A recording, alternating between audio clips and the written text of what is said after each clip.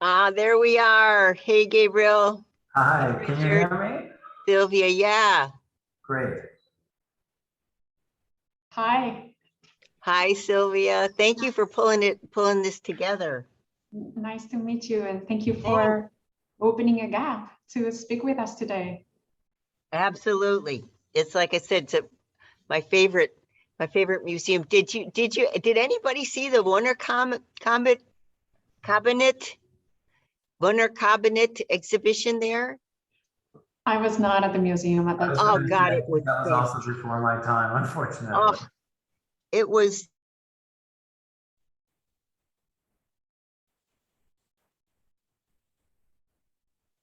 So, the object speaks, not necessarily the genre, the culture, the this, the that, the that. And the fact that somebody early on at your museum acknowledged that, because they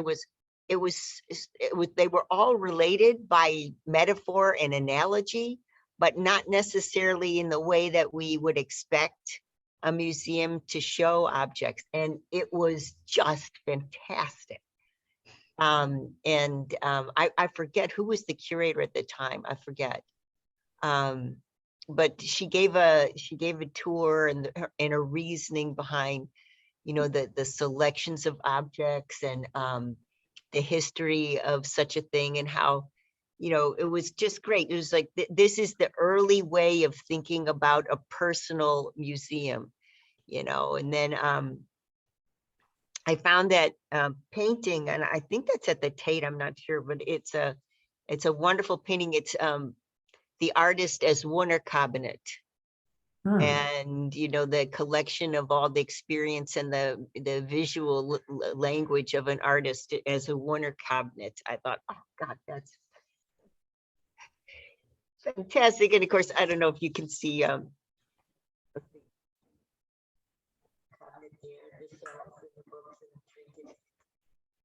Well, you ready to get started, Elizabeth? Yeah. Blah, blah. I'm not trying to rush you or anything. Sylvia, pronounce your last name properly for me. In Spanish, Yeah, try it. Perea. In English, it'd be something like Perea.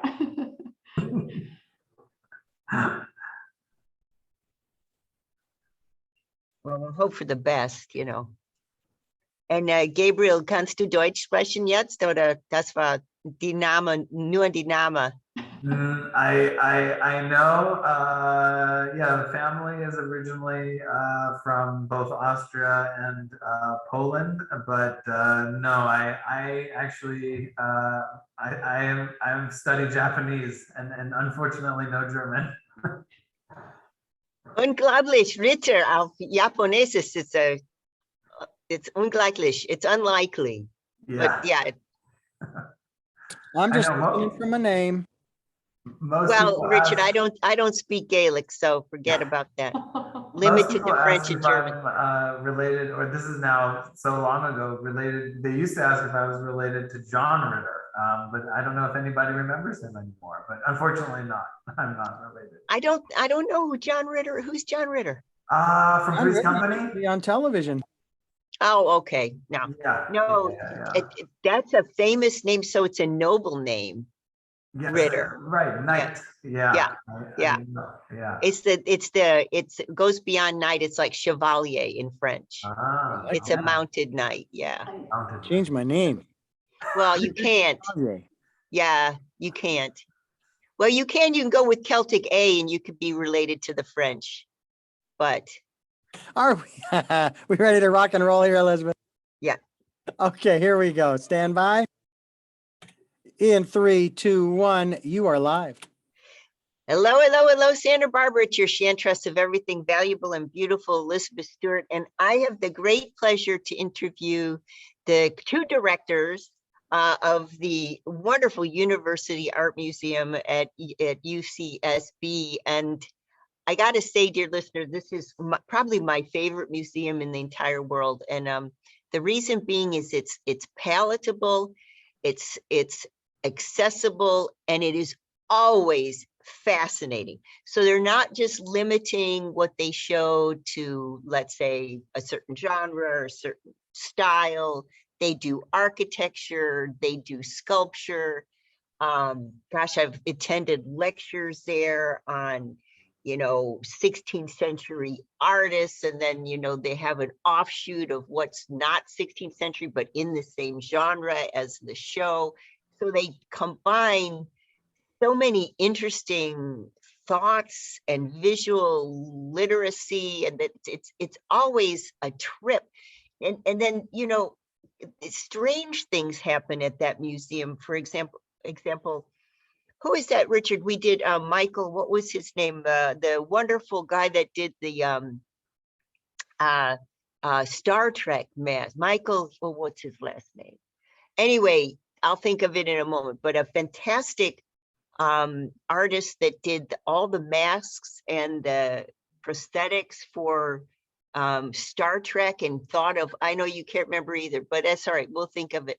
But the idea that this was art, and I remember he spoke at the reception there, and it was fantastic, the show at the museum, because they had all kinds of students that were interested in that, the Star Trek and the I guess even Star Wars kind of space faces and bodies. And then Michael gave this big lecture on the prosthetic technique and how his basis was in classical sculpture. And then the walls of the museum were hung with these otherworldly creatures, and some of them lit up, and he had a couple of models. I guess the students were having a great field day with that, but he had a couple of models, with the faces on, and then a couple of graduate students were doing their I even think there was a doctoral candidate there writing about the prosthetics and how it fit into the cultural history of visual arts. I mean, who thinks of these things? Well, our University Art Museum does. I should say Art and Architecture Museum, because their collections, they have an incredible core collection in architecture, which is, and if you ever get a little bored and you want to hear some great lectures, they've got a fantastic lecture series always. And it's intimate usually. You can meet one-on-one with the speaker, and then there's always something going on in the galleries that is really closely related to whatever topic they're covering. So you get the scholarly, influence, you get some of the great scholars coming and speaking there, and then, you can quietly look at the show, and it's just such a treasure. Just love that museum so much. And so it was really thrilled. I started to talk with Sylvia Pereira a couple of months ago.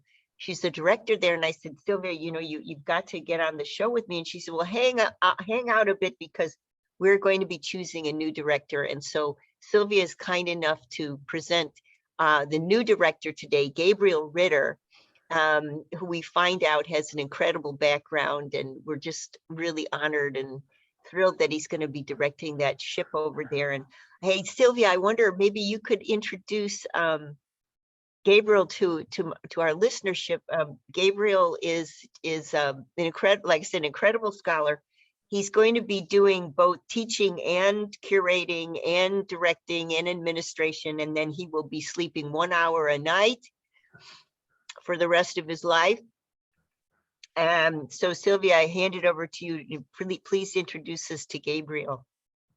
Well, it's a pleasure, first of all, to join you today, Elizabeth. And it's also a pleasure to introduce Gabriel and welcome him on board of the museum. He indeed is going to sleep 1 hour a day because we're very ambitious in a very positive way. But the museum, as you have pointed out, has a very broad program of exhibitions and events.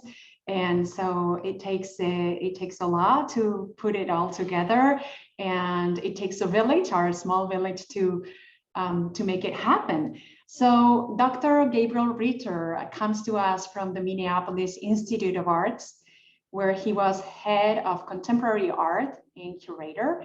And previous to that position, he held other curatorial positions at the Dallas Art Museum and the Museum of Contemporary Art in Los Angeles. And he has, as you have pointed out, an extensive background on Eastern, Japanese, and Korean art. He's specialized in those areas. And he is not only going to be the museum director, he's also going to teach as associate professor in the Department of History of Art and Architecture here on campus. So I don't know if it's going to be an hour or maybe 30 minutes, but it's going to be a little bit busy, yes. So I was joking with Dr. Ritter, the art museum in Minneapolis there. I danced in Minneapolis, and we had the good fortune to dance amongst some of the artwork there. And it's such a vibrant scene. And the cool thing is about Minneapolis, it's so many different cultural things happening there, but it's also probably one of the coldest cities that I ever experienced. And I was born and raised in Chicago, and I thought Chicago was bad. And then I was there in Minneapolis, and I was working on an MFA there, and it was like, oh my God, and the people there are so hardy. It's like, oh yeah, it's 30 below. Let's go hiking, no problem. So the issue is, now Gabriel's here in Santa Barbara, and I want Gabriel to introduce himself, but the culture shock that must be, although I venture to say you've probably been colder inside your house in Santa Barbara than you ever were inside a house in Minneapolis. I know that is what is that Samuel Clemens saying, the coldest winter I ever spent was California. But anyway, please introduce yourself to us, Dr. Ritter, and tell us what you think of Santa Barbara. And then later in the show, I want to get into some of the plans you have for that little jewel, or that quite is, it appears to be, it's not, the archives are extensive, but the wonderful jewel that is the Art and Architecture Museum over there. So Gabriel, tell us a little bit. I want to hear about Minneapolis, what you did there, the relationship between your scholarly interest in Asian art and contemporary art, how that meshes for you. I want to know about Dallas. I was a docent there. At Dallas, I was working there as a docent. You show my age, but there was a huge kerfuffle in the art world because Dallas had acquired some pre-Columbian material that was suspect at the time. Mm-hmm. And it kind of was like a real one of the first stages of how a museum collects. And of course, then it expanded into the Getty problems and all that. Mm-hmm. But I remember that the Dallas Museum, I remember being a docent there. Gosh, it must have been 30 some odd years ago. But anyway, tell me a little bit. Tell me about Minneapolis, what you did there first, and then the relationship between contemporary art and your scholarship in Asian art second. Oh, okay. Well, first off, thank you so much for having me, and thank you too to Sylvia for the generous introduction. Sylvia is being very modest. For the past over 19 months, the museum has been closed together with the UCSB campus. And she, as acting director, was not only instrumental in keeping the staff and the museum going during that time, but we recently reopened, I think it was it the 20th of September? Very recently, and with some fantastic new shows, an exhibition, Sound of 1,000 Years, that looks at Gagaku, which is the sort of close to my heart. It's one of the, or it is the longest running orchestral tradition in the world that comes out of Japan. There's also an exhibition, Irresistible Delights, that looks at recent acquisitions and also gifts to the collection, many of which that haven't been seen before. And then an exhibition looking at 3 Tremaine houses, all of which are in, well, one unfortunately no longer exists, but are in Montecito. And that was all overseen and coordinated under Sylvia's leadership. And so we are at the institution and UCSB as a whole owe her a major debt of gratitude. And the shows that you and your listeners will see when they come to the museum, at least for the next several months, are all a result of that hard work. So I thank you, Sylvia, and the UCSB AVNA team. It really could not have happened with any of them. And as a result, I'm also so fortunate to come in at such an opportune time on campus and at the museum, that we reopen and that our gallery doors are once again available not only to students, faculty, but the community at large. So to answer your question, yes, Minneapolis by far is the coldest place I've ever experienced. I have, unfortunately, the broken wrist and surgery scars to show in only the first 6 months, and that is to give you an idea. I mean, I'm born and raised here. Well, we're in Goleta right now, but I'm born and raised in LA, and so I'm very much a Southern California boy. And the move to Minneapolis, although it was fantastic for the family and a wonderful museum to be at, was quite a shock to the system. But we grew, I guess you could say, thicker skin. And my son, who's only about 6 years old, I think is still going to be in shock come wintertime when we don't have snow here. he still doesn't quite understand the concept that it won't be sub-freezing temperatures here. But trust me, my wife and I are quite pleased to be in warmer climates. So I have one question before we go to quick break, which is the wrist that was broken. Was it a slip on the ice? It was a slip on the ice in the first 6 months being in Minneapolis. But as things are there, I was the 7th person that morning to break their wrist. And I was then immediately in line to have surgery, had a wonderful surgeon. And I'm happy to say complete use of my writing arm. So they patched me up really well. Well, glad to hear it. So hopefully it wasn't your writing hand. Of course it would be. Yeah, I'm right. a bit of a Okay. klutz. Yes. Murphy's Law. Okay, Richard, let's go to quick break. Reintroducing, I'm speaking with Sylvia Pereira and Gabriel Ritter, both associated with the wonderful UCSB Art and Architecture Museum, a wonderful place, a fantastic place, and really newly reopened. Sylvia was saying to me, okay, Elizabeth, hold back until we get Gabriel in place and until we reopen the museum, and then we'll both come and talk to you. So this interview is thanks to Sylvia. Don't turn that dial, back in a minute.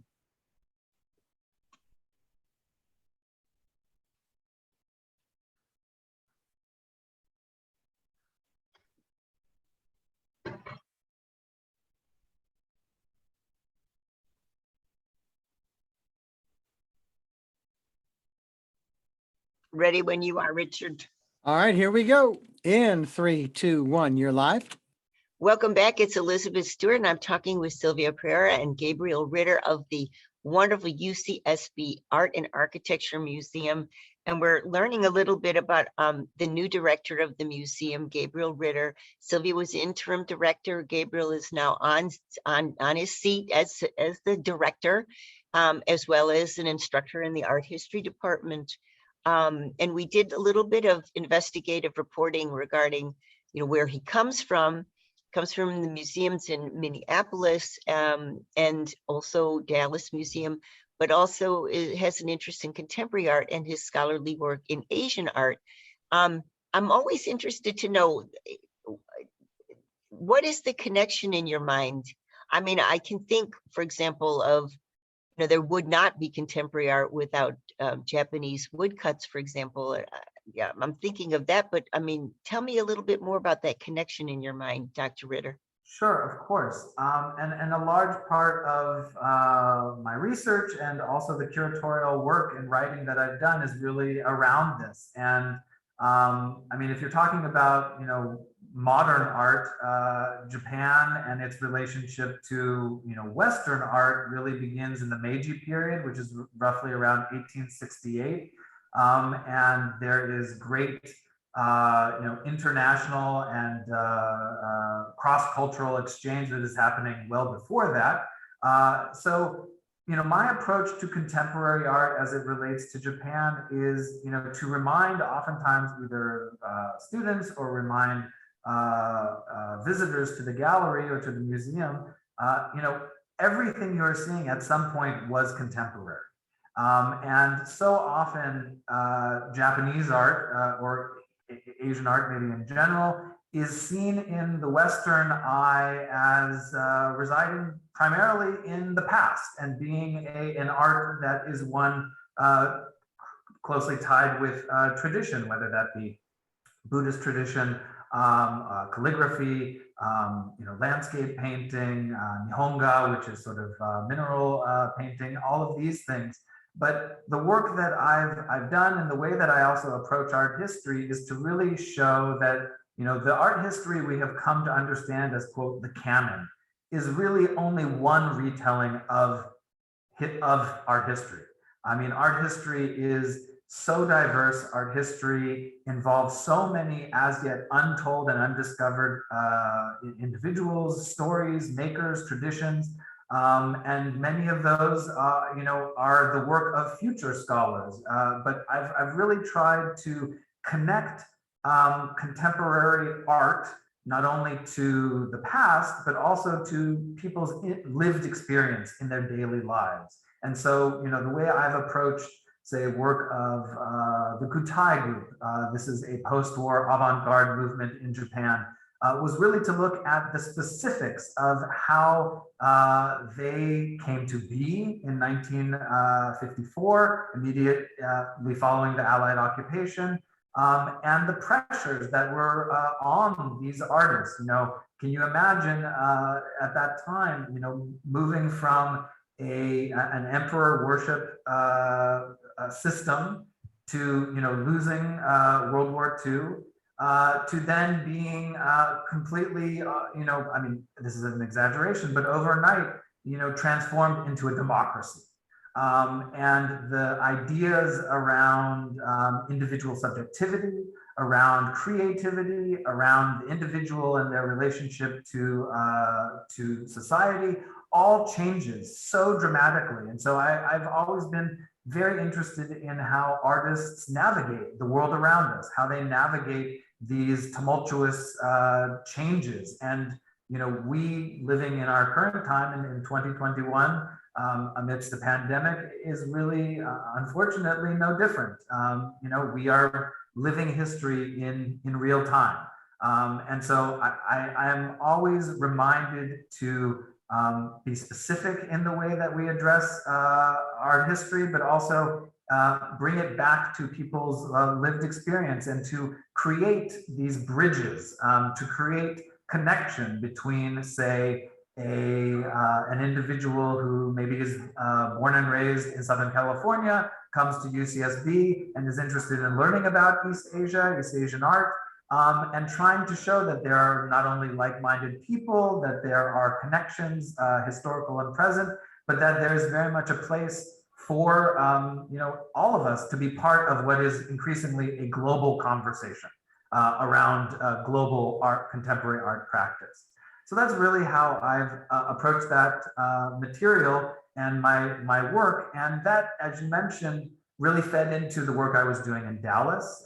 Dallas happens to have one of the most important post-war Japanese art collections outside of Japan. And I'm sure that was very much a big part of why I was selected to work there. And that was quite an honor and a pleasure. And then during my time in Minneapolis, both of these positions really have been curators of contemporary art, within the context of a large collecting institution.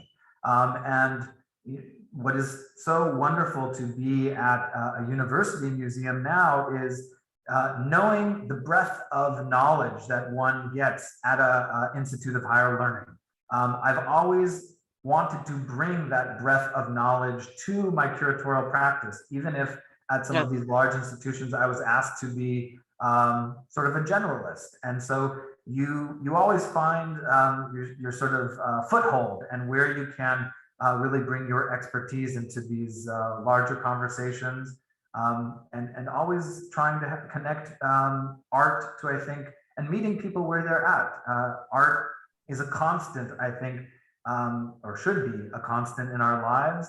And you were asking about vision for the ADNA museum going forward. I think this is something that I've tried to cultivate in a number of my previous positions.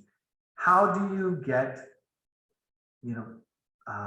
audiences that may not feel comfortable within museums as they currently exist? So they are largely elite institutions that can be intimidating to individuals who may not have ever or may not have grown up going to museums. So how do you welcome them, and how do you embrace them in a way that they see themselves represented within the histories that we're talking about and represented literally on the walls of the museum? Well, I can definitely see they picked the right guy, because I was hearing this, that the lived experience of art is not just a specific arena, and so that's kind of what I was talking about, why I love the museum there, because they seem to cross many boundaries. And I think that, what you're saying is that your background is in boundary crossing. So I think that's it. Okay, Richard's giving us a lovely way to describe well, Richard's giving us time. We got to go to quick break. Reintroducing, I'm speaking with the new director, Gabriel Ritter, of our wonderful Santa Barbara, it's the University of Santa Barbara Art and Architecture Museum. And Sylvia Pereira has brought Gabriel to us because she has been the interim director there and responsible for pulling the museum through COVID. Not an easy task at all. So we have a great debt of thanks to her. Okay, Richard, let's go to a quick break. We get back, we'll talk a little bit more about Dr. Ritter's vision, and what that looks like, what that might look like in a boundary crossing mind as such as his. Don't turn that down. Back in a minute. All right, very good. And is this going to be for this Friday, Elizabeth?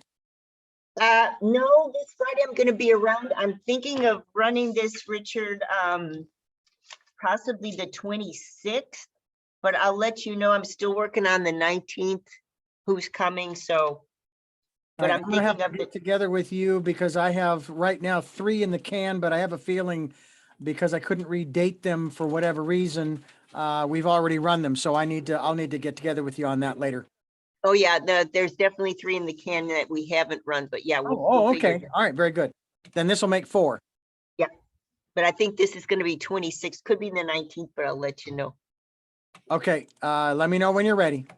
Oh, okay, fine. If you needed to go run and do something real quick. No. The tea can wait. All right, here we go. In 3, 2, 1, you're live. Welcome back. It's Elizabeth Stewart. I'm speaking with Sylvia Pereira. She's actually the interim director of the wonderful University of Santa Barbara Art and Architecture Museum. And she's introducing us to Gabriel Ritter, who's the new director there. And he was just saying in the previous segment that his curatorial practice is a little outside the box, and it is boundary crossing, and in boundary crossing as far as media and genre and line and visual expression and lived experience. And that is such a cool thing to hear, because that's why personally this person loves that museum. It tended to do that.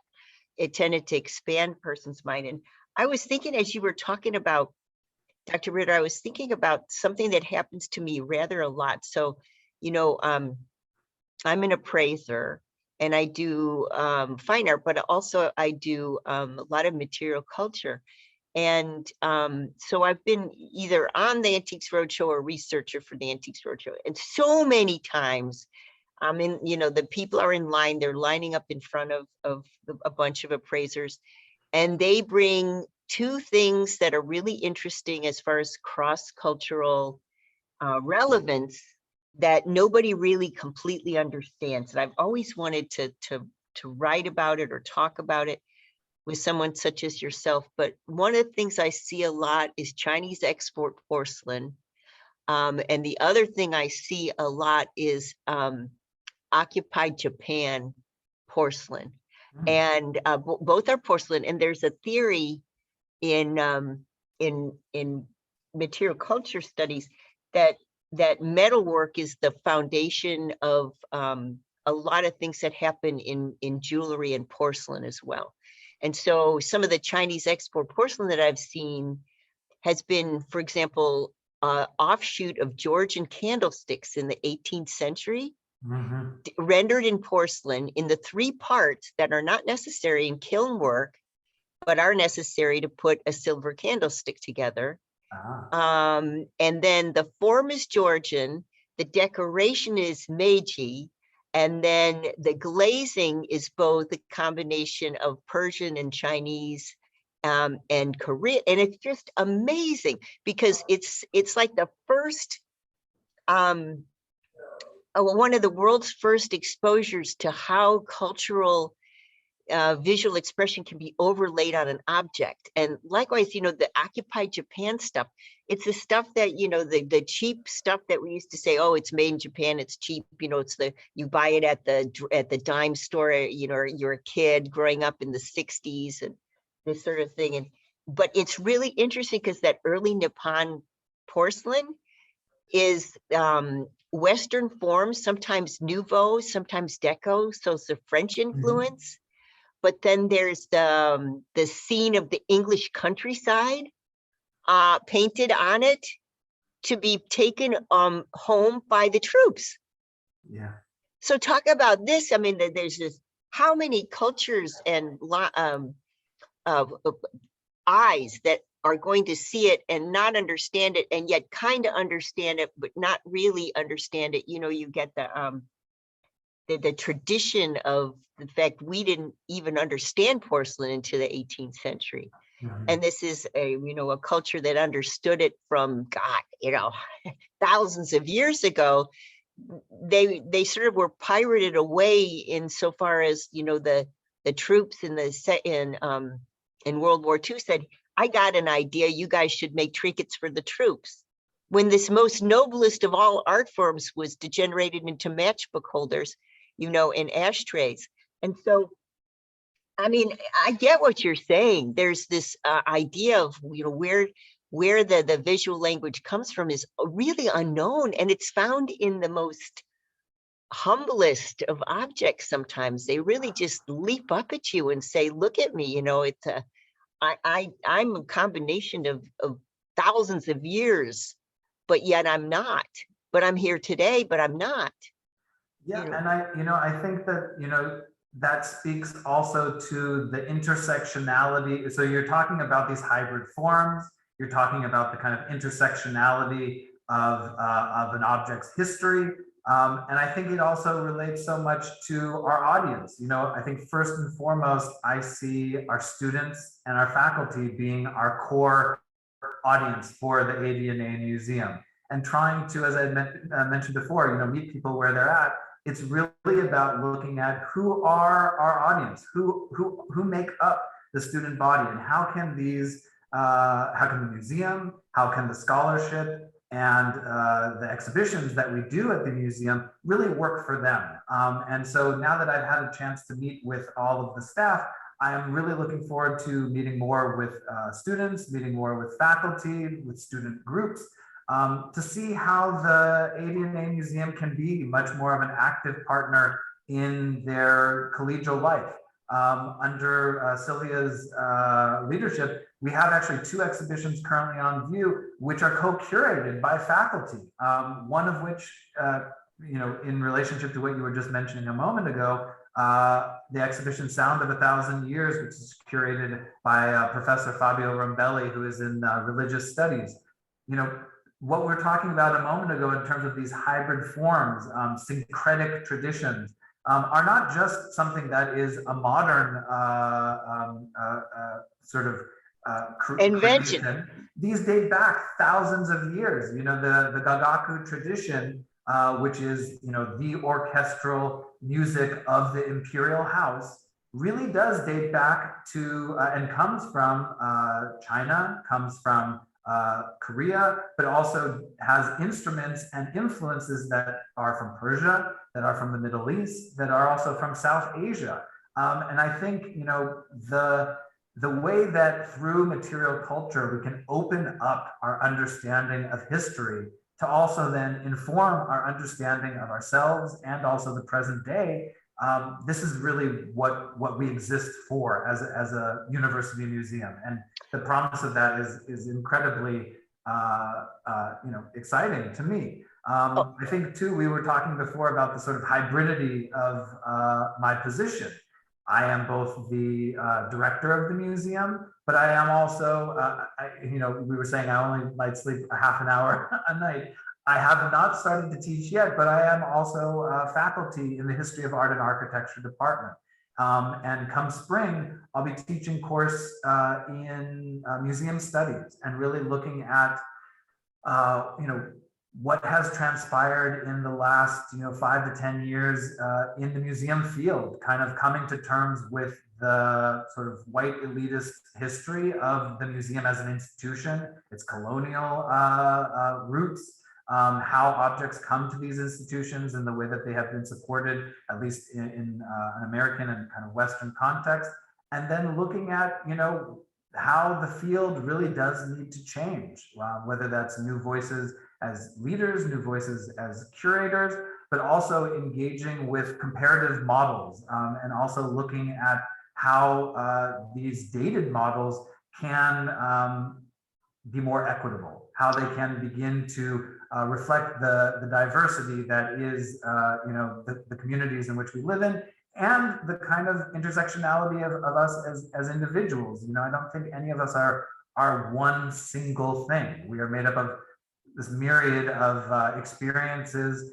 and our own personal background, and to come to these topics and to come to these issues acknowledging the richness of each of us as individuals, and in this context at the university as scholars in our own right, whether that be through lived experience or as we are beginning to as many of our students are beginning their own academic journey. So many opportunities, and really looking forward to engaging as not only the director, but also as a professor, and hopefully getting more than just an hour's sleep. So I have one question that I'm going to save for the end, but I want, when we come back from this next break, I wonder if Dr. Perea can ask 2 questions of you that perhaps she has not asked of you, anything that she wants. I'd love to hear from her questions to, Dr. Perea's questions to Dr. Ritter, the interim director, and the new director of the museum, kind of the baton exchange kind of thing. And then the question that I want to ask is, after Sylvia has a chance to grill Dr. Ritter, I want to ask how Dr. Ritter is going to force the object to speak. One of my professors at University of Chicago, Elkins, he would, the object speaks. And I was so grateful for that lesson. And I look for it. And I think, I found a little bit of a spiritual home in the University Museum because of that. That's a tradition that university seems to uphold. And I wondered how, if Dr. Ritter can describe why that is important, especially now in these ages of museums switching their roles. The fact that we've got a religious studies professor curating is a great step in that direction, in that regard. Okay, Richard, let's go to a quick break, and then Sylvia's going to take the baton when we get back from the break. Don't turn that down.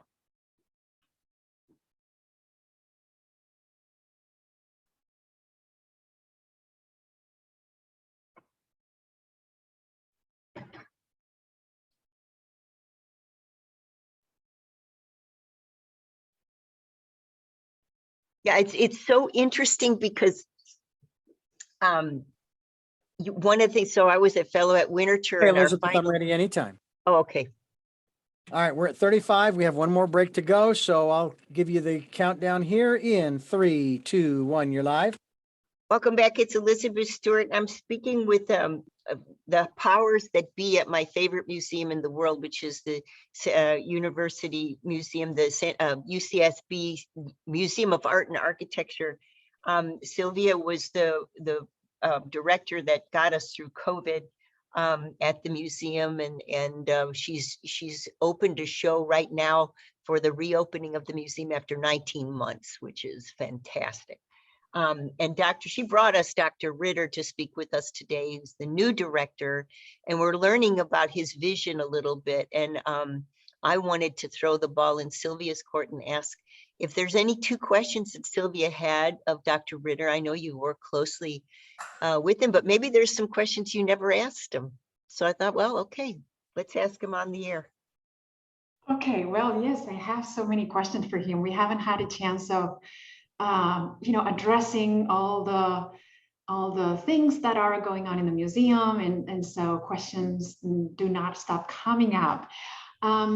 So the question that comes to my mind at this very moment of change after the pandemic, or as the pandemic is sunsetting, is, we understand museums as agents for change today, as institutions and organizations that can make a difference in the communities where we live and where we exist. And I wonder if what would be the area that you would consider as a priority to enact that type of change within our community? What seems to you the most pressing reason or a cause that the museum, with its rich collections and its also long-standing history, can address most urgently? That's a great question. There are, so many pressing issues that face us right now, whether it is climate change, whether it is equity, and sort of equal representation in the way museums not only staff institutions, but also, I think, retell our history. But as you, and I think, I know the museum is already, made major commitments to addressing climate change. And I do think that this is probably the most pressing, because without addressing that, I mean, there is nothing else. I think that is absolutely number one. And thinking too about our community and how close we are to, we are literally situated in one of the most beautiful places I have seen, but we are also incredibly close to, the coast. I think we are in a situation where, on the one hand, or literally on one side of us, we can have the Pacific Ocean and its beauty, and on the other side, we may have, these reoccurring forest fires, which are happening, year after year, and which are largely man-made as an issue. And so I think climate change is one avenue and one very pressing issue. I think, though, to the first part of your question, when you're thinking about communities and how museums can be agents for change within their communities, I think about my time in Minneapolis, and especially over the pandemic and immediately following the murder of George Floyd. And what was the role and what is the role of the museum in the current conversations that are, and this kind of sweeping change that is not just in, say, the museum field, but is within our society at large as it relates to, say, social justice. And I first and foremost see museums as repositories of knowledge. This is where information about and knowledge about our shared visual culture as human beings can be understood, can also be enjoyed, but also can be rethought. And I think for me, one of the keys is opening the institution up to dialogue with community members. You know, we are, and I think this is what at the very core is what attracted me to this position. I can be the director of a museum while also being an academic and being charged with critically questioning the foundations of that very same institution. And I hope that that's something that is part of a group effort, that is part of a larger conversation that brings community members, whether that be our faculty, whether that be our students, but also those living in and around Goleta, Santa Barbara, Central Coast writ large, to be part of what, you know, the museum's reason for being is. We do not exist without these audiences. The museum cannot be a bubble. And so I'm really interested in exploring exhibitions, exploring other initiatives at the museum that open the institution up. It does not need to be a place that is stuffy. It does not need to be a place that is, while we are an institute of higher learning, it should be a place where we are openly and actively questioning the foundation of the museum itself, and recognizing that, you know, our neighbors, whether they be, you know, say, indigenous caretakers of the land, whether they be individuals who have, you know, come to the Central Coast more recently, you know, that they be part of this larger conversation in redefining, you know, what the museum is and what purpose it serves for the greater good. Do you know, it's so interesting, Dr. Ritter, that you come to us when we've been, we have a heightened awareness of visual language. I mean, it's been so many times where I've gone into, you know, our mask mandate, for example. So you go into a place and you've got people like pointing at the mask and the sign on the front door with the little emblem of the mask. It's not communication with words, it's communication with visual imagery. So we've been retraining our eyes in a really significant way during this pandemic. I mean, we could get into signs and symbols here, I suppose, but we've been training our eyes to recognize of our visual debt to symbology. So, I mean, that you come to us with this at this time where we are really open to understanding the power of visual literacy. Okay, Richard, I see you. We're going to go to quick break before I go off too long. Just reintroducing the new director of the University Art and Architecture Museum, Gabriel Ritter, introduced to us by Sylvia Perea, who's been the interim director responsible single-handedly, almost, but she says it's a team, of pulling the museum through COVID and how that happened and all of the cool stuff that went on and the lectures and the stuff that happened online during that time that we have to thank Sylvia for. Don't turn that down, back in a minute. Okay, right, Richard. Elizabeth, here's what we're gonna do when we come back. You're basically gonna wrap it up. We literally do not have a time at all left, maybe a minute or two. So you're literally coming back to encourage people to go see the exhibit or what have you, give the information for your guests, and say goodbye. Okay, so yes, definitely. I want Dr. Ritter, can you think of like 12 words about why the object should speak, and we'll close with that? Yeah, I bet you can. So, I can do that. It might be 13 words, but okay. I'll try and keep it short. Okay. All right, here we go. In 3, 2, 1, you're live. Welcome back. It's Elizabeth Stewart. I'm speaking with the new director of the the University of Santa Barbara Art and Architectural Museum, Gabriel Ritter, and the interim director, Sylvia Pereira, is with us, introducing us to Dr. Ritter. Dr. Ritter, in the closing couple of minutes, I've been saying the object is so important, and maybe you could tell us, what do I mean by that? What do I mean when I say I call to the object to speak?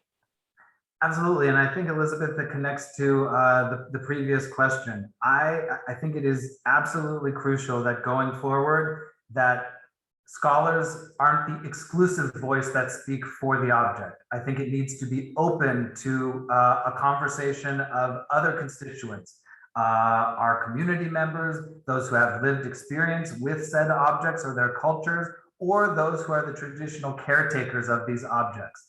That is how going forward, I see the object speaking in new languages, in new ways, and in a multiplicity of directions.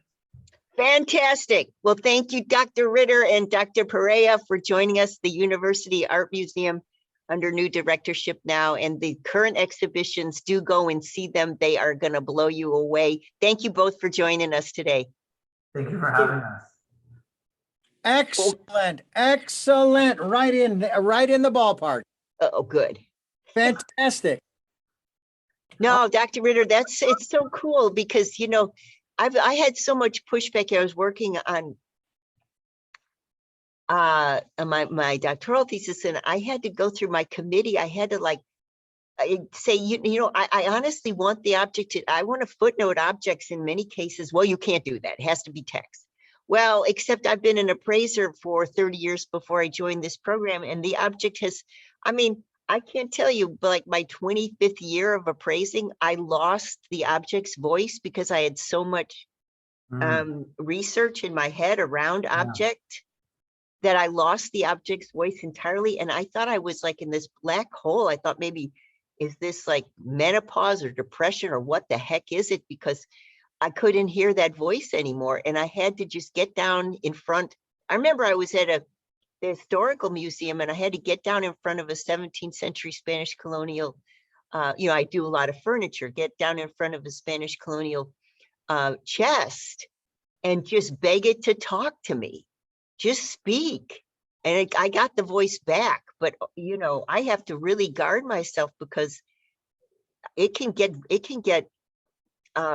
information. I can get information saturation, and then the object doesn't speak to me. I can't see it. I mean, I can't hear it. Yeah. And then it's okay, it's overlaid with, okay, it's expressionism, or it's this and it's that, and here it is. And so all this stuff is here, and I don't see the object anymore. We have to kind of start to retrain ourselves to just sit back and listen sometimes. Obviously, it's listening with our eyes, but you know, close observation, and also going sometimes with your gut, not having everything be explained away and leaving some room for awe and wonder, I think is the beauty of art and how it speaks to us. So, and I had this one professor that you know, there's about a 5-year program in appraising, and so had this one professor, and he did this really interesting a challenge. You know, we were in this large estate, and he took I don't know where he got it, but he took a Kandinsky drawing and he put it in the garage. And he said, okay, you know, make this appraisal for this family. Okay, so this is your test case. So we go through, and if you saw it in the garage and you weren't expecting to see a Kandinsky in somebody's garage and amongst the, you know, the empty wine bottles, would you hear its voice? Would you recognize the spiritual quality? Would you hear the symphony there? Would you? No, I mean, you make a good point. It's about the context. And I think, you know, we have trained ourselves as academics to, you know, oftentimes not leave that open to other inputs to enrich that context. And you're right. I think a lot of us are guilty of closing off those conversations and closing off those inputs. And I think the museum, you know, increasingly is being held accountable by various publics. And a big part of that is listening to the context in which the institution exists. And so I'm very interested to see. We'll have to touch base again after I've had some teaching under we'll my have belt. You on. Yeah, you know, the other smart group of professors. You know, I was a fellow at Winterthur, and for our final there, one professor was super interesting. He's the early material culture guy there, and he brought it used to be Pier 1. It was called Pier 1. I don't know if they still have it, but he brought a porcelain vase that was in the Ming tradition, and he, that he bought for $5 at Pier 1. And he sat it down in the middle of the table. There were 13 scholars. He said, write about it for 8 hours. That was our final exam. And that was so cool because you had to pull what you knew of the various traditions and then the overlay of, capitalism and how how things were stolen and reborn again in different guises. And it was such a fantastic way to make that point that, you aren't the supervisor of this object. It was such a great way to make a point, because we all thought we knew everything. Here we are, we got our PhDs in art history. Of course, we know everything. And so we're going to sit down and look at this. And of course, we're going to know. But he was saying, no, this, I won't tell you where it's from. You should know, because glazing and this, that. So look at it and tell me. Let the object talk to you for 8 hours and write it down. It was great. I'm going to steal that, and that'll be my final exam. Yeah, I actually tried that. I was teaching a little bit myself, and I tried it with the toaster, because the toaster seemed to have such interesting shape, and you think about futurism and this sort of thing. So I was like, okay, let's try it with the toaster, and it totally bombed. None of the students got it. So industrial design is trickier. I mean, I think though. We have design within our name. I know, Sylvia has had meetings recently with, individuals from Tesla. I would love for this museum too to take some of that on and have industrial design in addition to the amazing riches that are in our architectural collection.